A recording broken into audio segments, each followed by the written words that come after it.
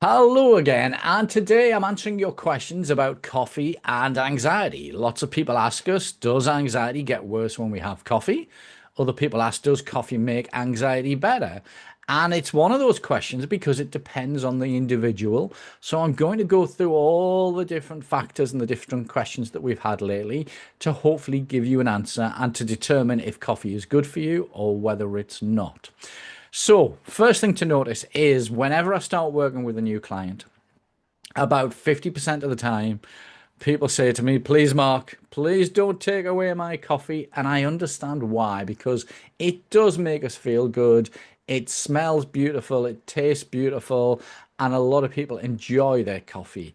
However, there's pros and cons to coffee, and we're going to go through these today. So, why can coffee, first of all, be bad for anxiety? Well, it increases your cortisol and your adrenaline.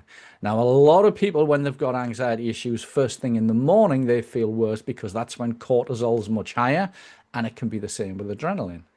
So, by drinking coffee, if we've got a high anxiety problem, it quite often makes it worse. So, we need to be aware of that adrenaline and cortisol link, which is one of the biggest reasons why coffee causes problems. Number two, it mimics anxiety symptoms. And the reason why I think we do this is that when we drink coffee, it is quite acidic. And the body works like crazy to get that out of the system. And that pushes up the heart rate. It can give us palpitations. It can give us sweats, which is exactly the same as what anxiety can do.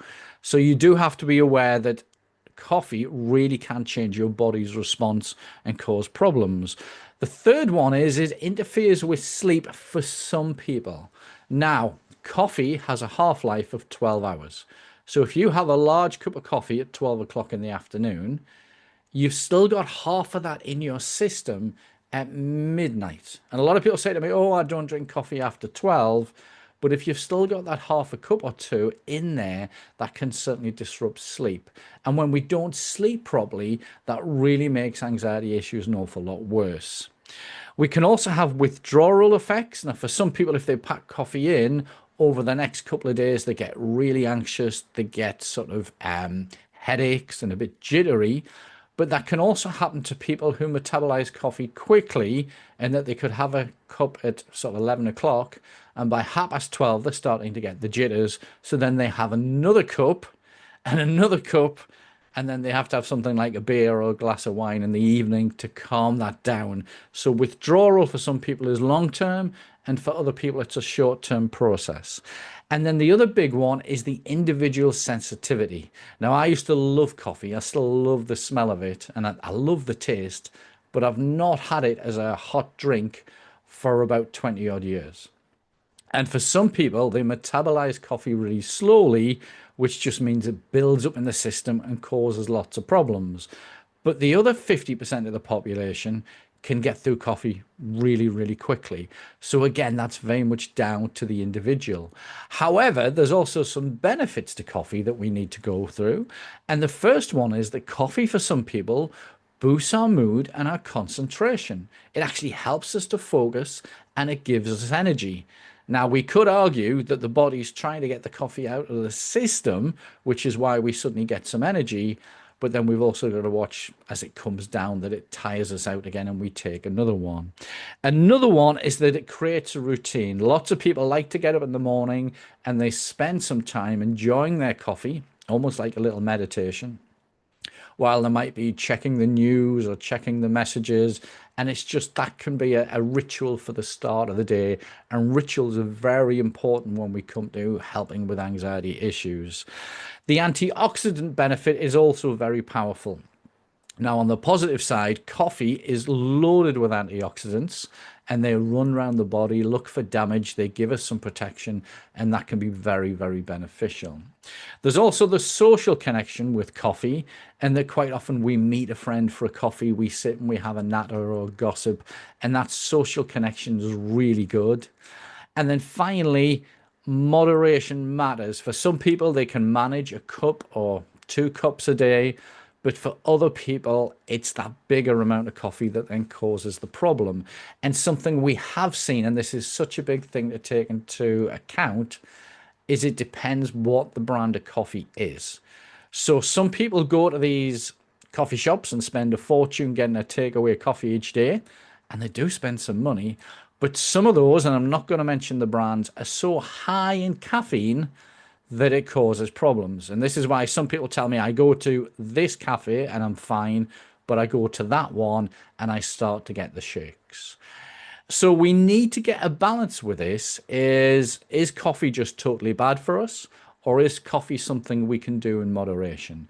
And there's two ways we can check on this. And the first way is the easiest way and the cheapest way. And this is what I did. I was told by a lovely guy called Dr. Joe Esposito. Now, he turns around and says coffee is one of the seven deadly sins. It's very acidic. It causes the body to go into a mode to get rid of the coffee, which is what gives us the energy. It disrupts our sleep. It can mess up our gut digestion. So he's very much against coffee, despite being an Italian American who absolutely loves coffee but doesn't drink it. So his idea was you come off the coffee for 2 to 3 weeks and you notice how you feel first of all and how you feel when you then go back on it. Now, the things to watch here, and we've seen this with client after client, is that usually high coffee drinkers, when they come off it, do experience some withdrawal. And it's just as that coffee starts to come out of the body, they feel a bit jittery, a bit anxious, a bit argumentative. It varies from person to person as the coffee comes out of the system. But usually after 2 or 3 days, they start to feel calmer. They feel more relaxed. Some people claim they smell a bit better and they feel really good. And then what they do after 2 or 3 weeks, they go back on it. And that's when you notice the most how that coffee is affecting you. Is it really boosting you up and making you feel good? Or is it taking you down and you feel awful again as you withdraw? So that would be the first way to do it.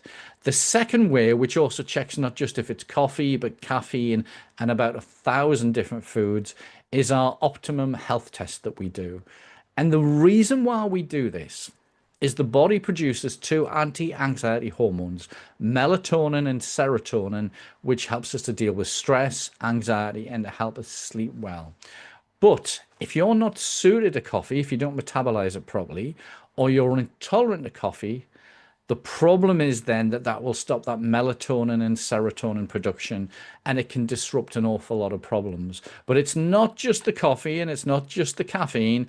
It can be all sorts of different healthy foods as well that maybe we've become intolerant to, or we've got a candida overgrowth, or our vitamins and minerals are out. And that's why we like to do the test, because we get a much bigger sort of idea of what's going on in the body and how to put that right. Anxiety isn't always a mental health issue. It's usually a combination of quite a few different things that's going on. Other things that we need to look at is, are there any alternatives? Now, there are some really good coffee alternatives out there. They do taste a little bit different, but they can perk us up and they can make us feel an awful lot better. Now, I've created a cheat sheet, which you will find in the link in the description.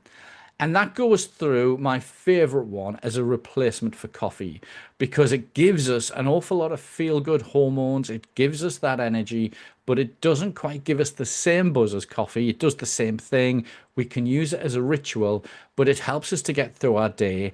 But this one also takes our anxiety levels down. Even though it's got caffeine in it, it makes us feel an awful lot better. Also in the description, the link to the cheat sheet also has some free resources for you. If you're now ready to work with a professional and get your anxiety sorted in as little as 4 to 6 weeks, there's a link there to book an assessment call. You can also see success stories from other people to see what results they get, and it gives you a bit more information and allows you to book the call. If you're not ready for that yet and you're just looking for some anxiety relief tools, especially when you want to create that daily ritual, there's a link to our anxiety relief pack. Now, the pack helps to reduce anxiety down. It won't get rid of it for good, but it's got a really good hypnotic anxiety hypnosis relaxation track, should I say. It's also got some breathing exercises and an anxiety ebook, and you can find that resource there as well. So hope that's answered your question. Is coffee good or bad? It's not a straight answer. It's, for some people it's good, for some people it's bad, but it's worth getting it checked to see if it's causing problems with your anxiety. And I'll see you in the next video.